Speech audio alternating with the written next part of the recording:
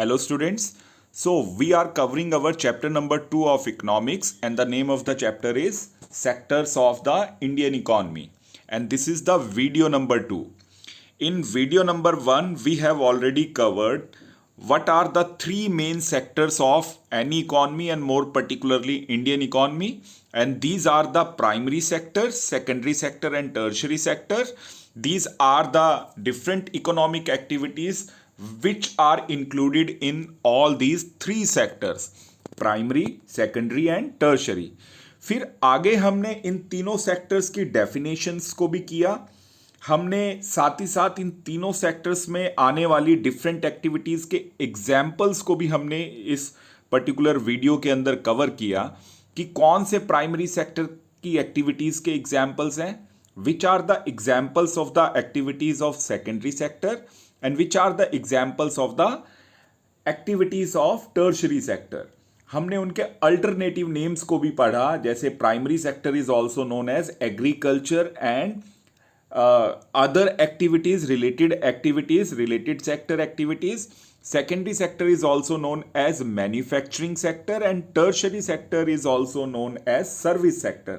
So we are covering this chapter on the basis of your multiple choice questions also. Each and every topic we are covering so that when you cover this complete chapter you can understand every concept related to this chapter.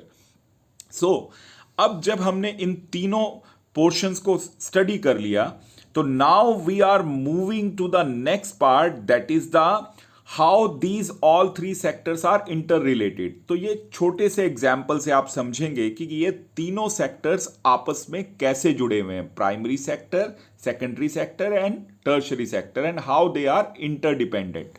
So all these three sectors are interdependent. They depend on one another. They help one another for their growth. For example, primary sector and different activities of primary sectors. The most important activity is agriculture in primary sector, and this agriculture sector activity provides food to the people of the secondary sector as well as the people who are working in the tertiary sector or service sector. Similarly, the secondary sector, known also as manufacturing sector, they produce different kinds of machinery which help the people working in primary sector as well as the people who are working in the tertiary sector. In the same way, just imagine the tertiary sector's various activities. Just take the example of transportation, which is the part of tertiary sector. Transportation not only help the people who are working in primary sector like the farmers, they are taking all their production to the market. In the similar way, the manufacturing industries, they require the raw material. They also require to take their finished goods in the different markets. And what help them? Of course, the transportation help them.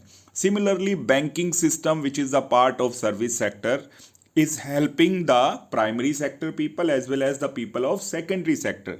So through this example, we can prove that all these three sectors are interdependent. Now we move to our next part, that is the comparison of all these three sectors of Indian economy. So in this particular part, we are making a comparison of all these three sectors, primary sector, secondary sector and tertiary sector. और जब हम इन तीनों sectors को compare कर रहे हैं तो कौन से पैरामीटर पे हम इनको कंपेयर करेंगे?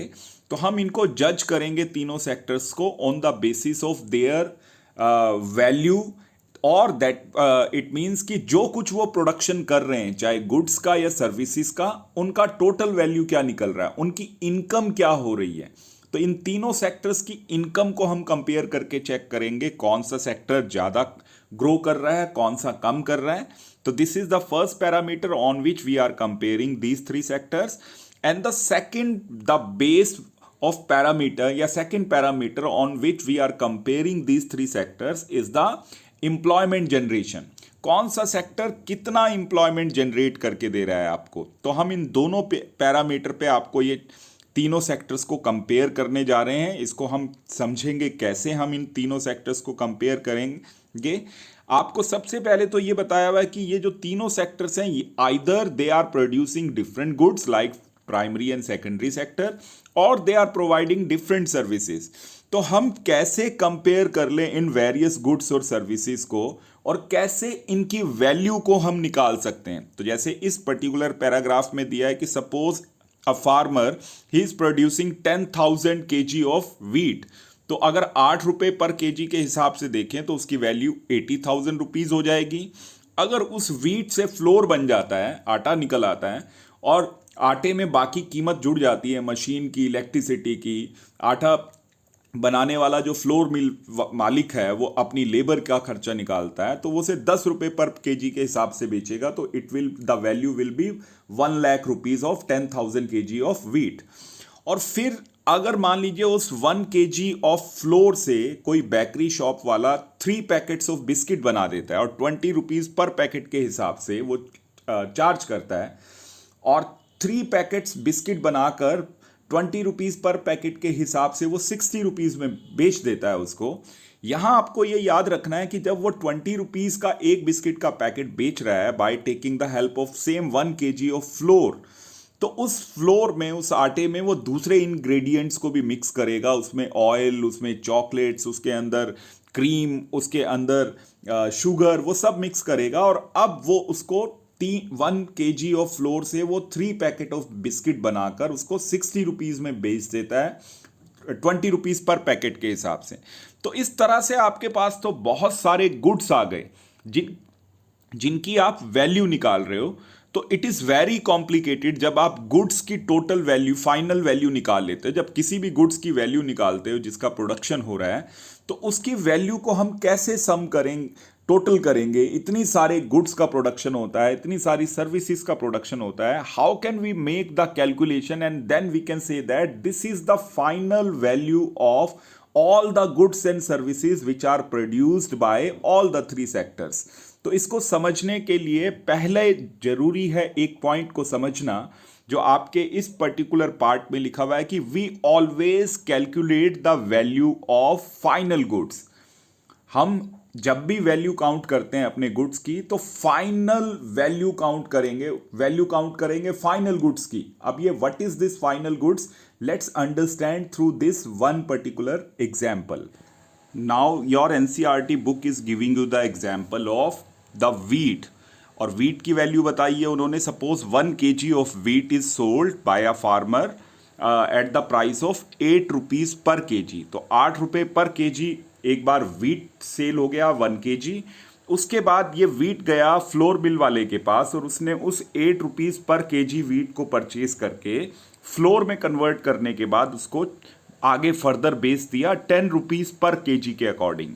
तो 8 रुपीज़ वीट का रेट, 10 रुपीज़ जो है वो फ्लोर का रेट। और उसके बाद जो नेक्स्ट प्रोसेस हो गया, किसी बेकरी शॉप वाले ने उस वीट को परचेज किया, उससे चाहे ब्रेड बनाए या उससे चाहे बिस्किट्स बनाए, और उनको बिस्किट बनाने के बाद 3 और 4 पैकेट्स बिस्किट बनाने के बाद उसे 60 रुपीज़ में उसको सेल आउट कर दिया।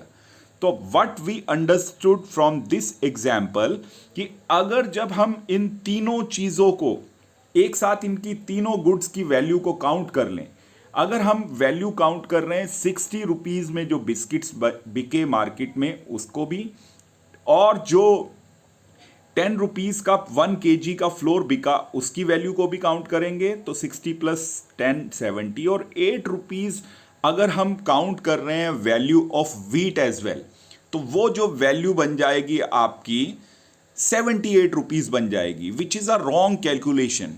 क्योंकि जब आप 60 रुपीज़ में बिस्किट की बात कर रहे हैं तो उसमें फ्लोर का रेट ऑटोमेटिकली आ जाएगा। जैसे जब आप फ्लोर की बात करेंगे, आटे की बात करेंगे 10 रुपये पर केजी में, तो उसमें वीट की वैल्यू भी शामिल है और एक्स्ट्रा खर्चा भी शामिल है 2 रुपये, और साथ ही साथ फ्लोर मिल ऑनर का प्रॉफिट भी। सिमिलरली बिस्किट बेचने वाला बेकरी शॉप ऑनर जो है, जब वो उसे 60 रुपीज़ में बेच रहा है तो उसमें वीट और फ्लोर की वैल्यू ऑटोमेटिकली आ जाएगी। तो इसका मतलब हम हमेशा जब भी वैल्यू काउंट करेंगे, we will count the value of final goods. ठीक है, that has been written here in this particular page कि आप बार बार अगर वैल्यू डबल काउंटिंग से, ट्रिपल काउंटिंग से बचना चाहते हैं, तो एक सिंपल फॉर्मूला जो हमारे इकोनॉमिस्ट ने हमें बताया है कि हमें जितने भी गुड्स का प्रोडक्शन हो रहा है, सिर्फ हमें कौन सी गुड्स के प्रोडक्शन की वैल्यू को काउंट करना है, which are the final goods and what are the final goods. अब आपको यह भी समझना है, final goods are those goods which have reached in the market and now consumers are ready to purchase them. So the final goods have completed all the production process. Now they are available in the market for the final sale. और जो goods अभी एक person से या एक जगह से दूसरी जगह जा रहे हैं फर्दर प्रोसेसिंग के लिए, जैसे वीट पहुंचा फ्लोर मिल वाले के पास और फ्लोर मिल वाले से फ्लोर पहुंचा बेकरी शॉप ओनर के पास, तो वो जो है एग्जाम्पल है इंटरमीडियरी गुड्स के। तो intermediary goods are those goods which have not cross the process of production, which are still further processed. और फाइनल गुड्स हैं वो goods which have finally completed all the formalities of production and now they are available in the market for final sale. यहां आपको एक और example दिया हुआ है जो आपको समझाता है कि कैसे salt can be either N intermediary goods और कंज्यूमर गुड। जैसे सॉल्ट अगर डायरेक्टली आप किसी शॉप से खरीद रहे हैं, किराना शॉप से आप परचेज कर रहे हैं, तो salt is the final good. लेकिन अगर उस सॉल्ट को कोई बेकरी शॉप का ऑनर परचेज कर रहा है ताकि उसका इस्तेमाल करे वो अपनी अपनी अलग आइटम्स को प्रोड्यूस करने में, then it is intermediary goods. Similarly अगर जो फैब्रिक बन गया, जो कपड़ा है, अगर वो फैब्रिक डायरेक्टली अगर उस फैब्रिक से कपड़ा बन के मार्केट में आ रहा है ट्राउजर या शर्ट्स के रूप में, आप उसे परचेज कर रहे हो, तो then it is the final goods. लेकिन अगर वो फैब्रिक बनने के बाद कोई एक पर्टिकुलर कंपनी जिसके अलग अलग ब्रांड के, चाहे वो मान लीजिए पीटर इंग्लैंड है या कोई और कंपनी है जो कि कपड़े बनाती है, वो उस फैब्रिक को परचेज करके लाई है अभी उससे ट्राउजर्स और शॉर्ट्स और शर्ट्स बनाने के लिए, तो then it is intermediary goods. I hope you understood through these three examples what are the intermediary goods and what are the final goods. So after understanding them, we move to the next part, and that is what is GDP. So already we have understood the difference between intermediary goods and final goods, and we have also understood the value of final goods and services is only taken in the GDP of our country or any country. So what is GDP? That has been given to you. The value of final goods and services produced by all the three sectors in one particular year. So it means कि जो तीनों sectors हैं आपके, primary sector, secondary sector and tertiary sector, उसमें जितने भी goods या services produce हो रहे हैं, उन सारे गुड्स एंड सर्विसेज की, फाइनल गुड्स की, और आपको याद रखना है इंटरमीडियरी गुड्स की नहीं, फाइनल गुड्स की वैल्यू को काउंट किया जाएगा तीनों सेक्टर्स की इन वन पर्टिकुलर ईयर, और जो निकल कर आएगा that will become the income of the country और that will be called as GDP. GDP's full form is gross domestic product. अब आपसे 1 मार्क्स के या मल्टीपल चॉइस क्वेश्चन क्या पूछे जा सकते हैं? तो आपसे यूं पूछा जा सकता है, in the GDP of any country the value of dash goods are taken, the या व्हाट इज टेकन, तो आप लिख सकते हैं the value of final goods and services they are taken. आपको ऑप्शन में दे सकते हैं वैल्यू ऑफ इंटरमीडियरी गुड्स और वैल्यू ऑफ फाइनल गुड्स और value of intermediary goods and services और value of final goods and services. तो we have the right answer, the GDP is, it is a value of all the final goods and services produced in all the three sectors in one particular year. अब इसमें साथ ही साथ आप एक और नीचे paragraph देखेंगे तो उसमें आपसे पूछा जाएगा कि कौन, या बताया जाता है आपको कि कौन जीडीपी को कैलकुलेट करता है। तो आपको बताया गया है कि इट इज अ मेमोथ और huge task and it is performed by the central government ministry. So this question can also be asked in multiple choice question form, so you should be ready. So it is a huge task and central government ministry that perform this task of calculating GDP, and it takes the help of various departments of state governments and union territories when it make a calculation. Now, the next topic is the historical changes which have come in all the three sectors. That means, with the passage of time, what are the changes that have come in primary, secondary, and tertiary sector? पुराने समय में ancient time period में कौन सा sector सबसे ज़्यादा dominating था, जिसमें सबसे ज़्यादा लोग काम करते थे, फिर उसमें क्या चेंजेस आए, और फिर फाइनली आज के मॉडर्न एरा में कौन सा सेक्टर सबसे डोमिनेटिंग है. Let's find it out. तो सबसे पहले आपको ये समझना है कि जब हम इन तीनों सेक्टर्स का हिस्टोरिकल चेंज चेक कर रहे हैं, तो हमें ये देखना है कि when the human beings were in its early stage, जब ह्यूमन बीइंग्स की सिविलाइजेशन अभी फ्लोरिश कर रही थी, अभी स्टार्ट हुई थी, उस वक्त सबसे इंपॉर्टेंट सेक्टर जो था that was the primary sector. So at that time primary sector, और प्राइमरी सेक्टर में भी सबसे मेन एक्टिविटी जो थी that was the agriculture activity. Human beings, they did not have the knowledge of modern science and technology. Very limited needs of human beings were there. That's why most of the people, they were engaged in primary sector during that period of time. तो चाहे आप उस particular time period में आप agriculture का काम कर रहे हैं, चाहे आप उसमें डेयरी फार्मिंग का काम कर रहे हैं, या फिर नेचर के ऑब्जेक्ट्स का इस्तेमाल करके you were doing some small kinds of production, तो वो सब कुछ प्राइमरी सेक्टर की एक्टिविटीज़ में उस वक्त कंसिडर किया जाता था. इसमें कोई भी शक नहीं है कि people were engage some other activities also, like many of them were soldiers also, many of them were doing trade also, but in the historical time, in the ancient time, human beings were completely depend on primary sector activity. Then came the 18th and 19th century.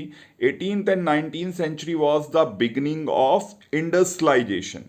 So industries, they were set up in different parts of Europe in the 18th century. पहली बार machine से, steam engine की मदद से cotton mills को setup किया गया, machine से काम होना शुरू हुआ, और उसका नतीजा ये निकलता है कि धीरे धीरे 18th century, then in 19th century factories जो हैं दुनिया के अलग अलग कॉर्नर्स में सेटअप होनी शुरू हुई, और इसकी शुरुआत यूरोप से होती है. जब फैक्ट्रीज लगनी शुरू होंगी, इंडस्ट्रीज लगनी शुरू होंगी, तो नेचुरली जो अब तक लोग प्राइमरी सेक्टर पे डिपेंड कर रहे थे, धीरे धीरे they shifted to the secondary sector, और secondary sector is also known as industrial sector और मैन्युफैक्चरिंग सेक्टर. तो जहां जहां इंडस्ट्रीज और फैक्ट्रीज लगी, people started shifting from agricultural sector to these secondary sectors और दीज फैक्ट्रीज, और वो सारे एरियाज जहां इन फैक्ट्रीज को सेटअप किया, slowly and gradually they developed into urban centres. Urban centres का मतलब है वहां शहर बनने स्टार्ट हो गए.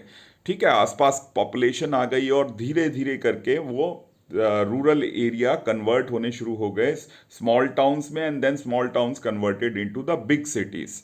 सो this shift came from primary sector to secondary sector in the 18th century, with the beginning of 18th century, and then expanded in 19th and 20th century. Now we move to the next part, that is tertiary sector. तो आपकी book में दिया हुआ है कि in the last century, that means पिछले 100 साल से, तो एक क्वेश्चन पूछा जा सकता है पिछले 100 साल से कौन सा सेक्टर सबसे ज़्यादा डेवलपमेंट कर रहा है, सबसे ज़्यादा ग्रोथ कर रहा है, तो that is the tertiary sector. So in the last 100 years, as the science and technology has developed, new services have come, and people now shifted from the secondary sector to the tertiary sector. So now hundreds of thousands types of services are there available in our surrounding. और फिर इसमें ये भी दिया हुआ है कि last decades, पिछले 2 से 3 डेकेड्स में, पिछले 20 से 30 साल में, the new services in the fields of IT, information and technology and communication. आप just think about it, the mobile phones, आज कितने मोबाइल फ़ोन यूज़र्स होंगे, और वो जो मोबाइल फ़ोन्स की सर्विसेज प्रोवाइड करने वाले, चाहे मोबाइल मैन्युफैक्चरर्स हैं, चाहे वो कम्युनिकेशन की सर्विस प्रोवाइड करने वाले हैं, तो कितने लोग इसमें जुड़े हुए हैं. So this modern era has seen the development of new services like internet, new services like communication, trade has developed, tourism has developed, transportation system has become advanced. तो इन सारी चीज़ों का नतीजा हमें ये देखने को मिलता है कि this service sector is dominating since the last 100 years, since the last century. for the last 100 years, this tertiary sector is the most developed, dominating sector out of all these three sectors. So I hope you understood this particular part. Now you have covered the comparison of three sectors, their interdependence, and how the historical changes have come in all these three sectors. With this, now we are completing our video number 2. Thanks for watching the video. Have a nice day.